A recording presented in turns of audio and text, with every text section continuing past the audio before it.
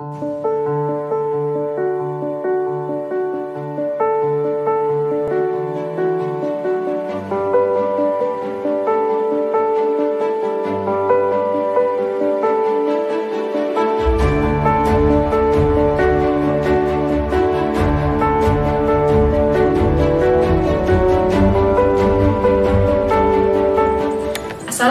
warahmatullahi wabarakatuh. Hai semuanya, perkenalkan nama saya Andari Hani Pratiwi. Nah, dalam kesempatan kali ini saya akan menjelaskan materi pendidikan untuk siswa kelas 6 SD mata pelajaran Bahasa Indonesia. Nah, untuk adik-adik yang masih belajar di rumah aja, semoga video ini dapat membantu ya. Oke, materi pertama yang akan saya jelaskan adalah materi tentang teks laporan hasil pengamatan. Apa sih teks laporan hasil pengamatan itu? Nah, teks laporan hasil pengamatan adalah teks yang melaporkan sesuatu yang berupa hasil pengamatan terhadap suatu objek. Apa sih objek itu, Kak? Nah, objek itu tuh bisa apa aja? Bisa objek berupa makhluk hidup, bisa tempat, bisa pula proses suatu kegiatan. Contohnya kalau makhluk hidup itu ada manusia, ada hewan, dan pula tumbuhan. Kalau objek tempat ada sekolah, ada pasar, ada taman bermain. Kalau objek proses suatu kegiatan, contohnya seperti proses membuat makanan atau pula proses membuat kerajinan tangan. Nah, itu semua disebut objek.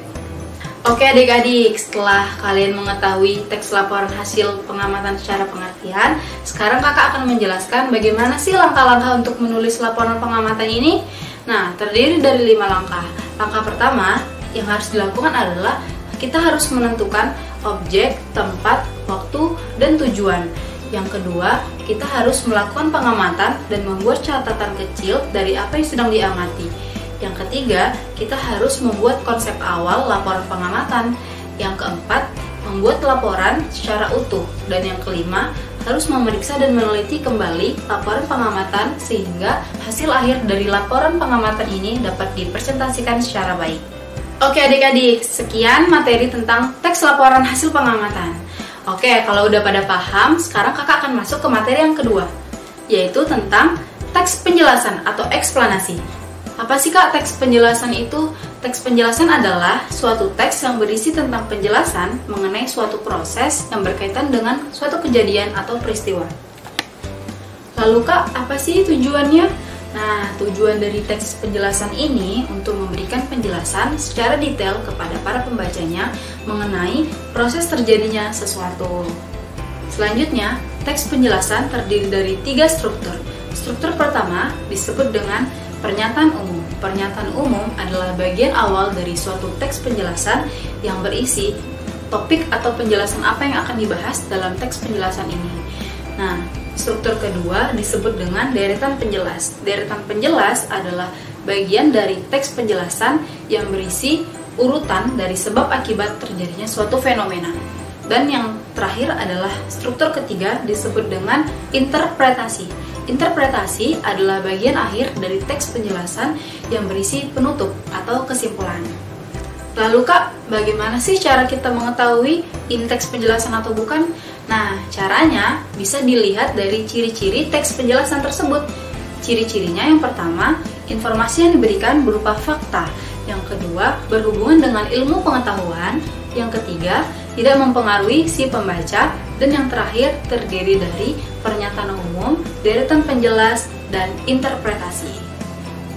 Oke adik-adik, gimana? Mudah dipahami kan materi tentang teks penjelasan ini? Nah, kalau udah pada paham, maka kakak akan masuk ke materi selanjutnya tentang teks pidato. Oke adik-adik, sebelum kita masuk ke materi pidato atau teks pidato ini, kakak ingin nanya ke kalian. Pasti kalian udah sering kan lihat orang berpidato? Nah, tapi sebenarnya pidato itu apa sih?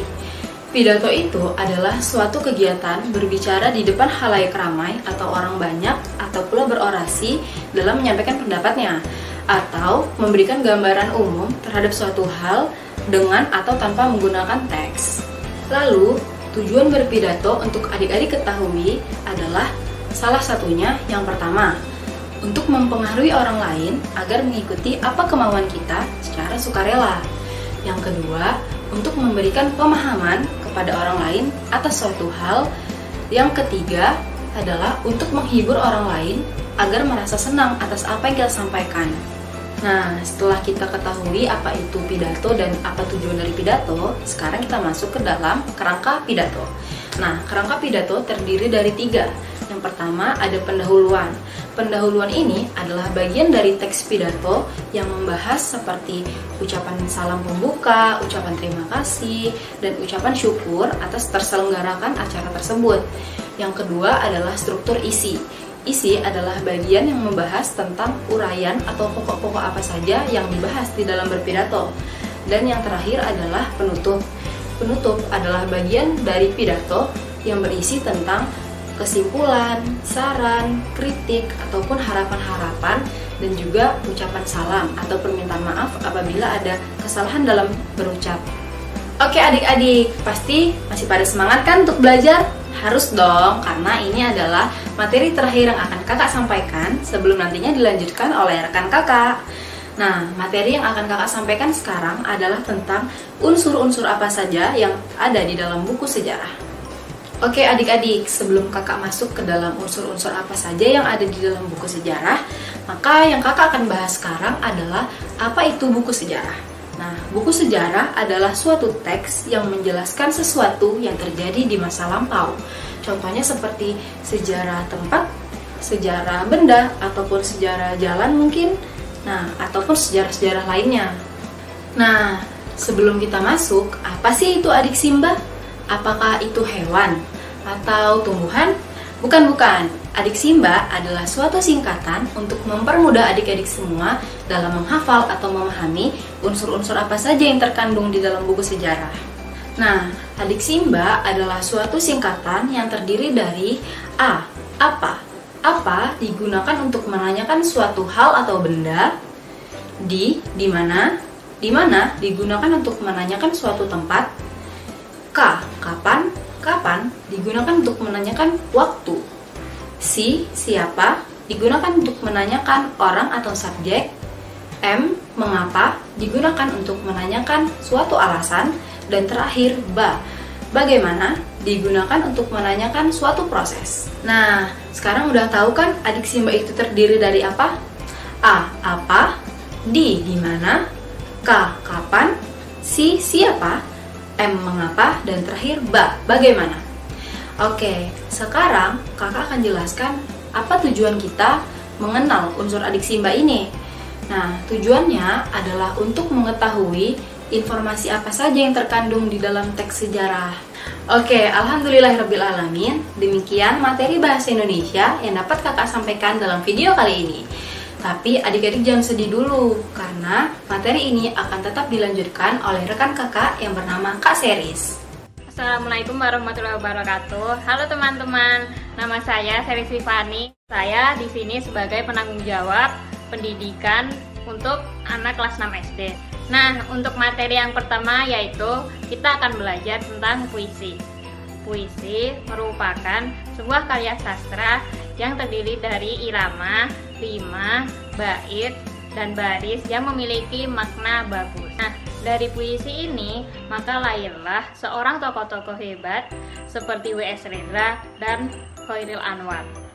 Nah, untuk bisa memahami puisi dengan baik, maka kita harus paham definisi dari bait dan rima sendiri. Bait merupakan kumpulan baris dalam sebuah puisi yang dipisah dalam suatu paragraf. Nah, untuk selanjutnya yaitu rima. Pengertian rima sendiri yaitu bunyi akhir baris pada sebuah puisi. Bunyi akhir sendiri merupakan bunyi huruf seperti A, I, U, E, dan O. Nah, materi yang kedua yaitu kita akan belajar tentang formulir. Formulir menurut Kamus Besar Bahasa Indonesia merupakan sebuah lembar isian atau surat isian yang telah diisi dan harus diserahkan kepada bagian pendaftaran. Nah, formulir ini banyak sekali jenisnya, seperti formulir pendaftaran, formulir slip tabungan, dan formulir riwayat hidup. Formulir riwayat hidup ini dapat kita temukan dalam sebuah novel atau buku pelajaran. Dari daftar riwayat hidup, kita akan mengetahui perjalanan kehidupan seseorang. Nah, biasanya formulir riwayat kehidupan ini digunakan untuk perlengkapan melamar pekerjaan dan persyaratan sekolah. Untuk selanjutnya, kita akan belajar tentang informasi dari teks non-fiksi. Teks non-fiksi sendiri merupakan sebuah teks yang sesuai dengan fakta atau kehidupan nyata, sehingga teks ini tidak ada unsur untuk mengada-ada. Contoh tulisan non-fiksi ini yaitu ada karya ilmiah, kemudian laporan, artikel, dan lain-lain. Nah, untuk mengetahui beberapa informasi dari teks non-fiksi tersebut, kita dapat mengetahui melalui beberapa unsur pertanyaan dari apa, mengapa, siapa, kapan, di mana, dan bagaimana. Atau bisa kita singkat menjadi 5W plus 1H. Selanjutnya, kita akan belajar tentang teks fiksi. Teks fiksi merupakan sebuah cerita yang didasari oleh imajinasi dari pengarang, sehingga teks tersebut tidak berdasarkan kehidupan nyata. Ada 3 jenis teks fiksi, yaitu novel, cerpen, dan roman. Dalam teks fiksi ini terdapat beberapa unsur intrinsik, yaitu tema, latar, dan tokoh. Untuk tokoh sendiri ada 2 macam tokoh, yaitu protagonis dan antagonis. Untuk protagonis sendiri merupakan seorang tokoh utama dan biasanya memiliki watak yang baik. Untuk antagonis sendiri berkebalikan dengan sifat protagonis, yaitu memiliki watak yang tidak baik. Agar kita dapat memahami bagaimana teks fiksi ini, mari kita cermati contoh berikut.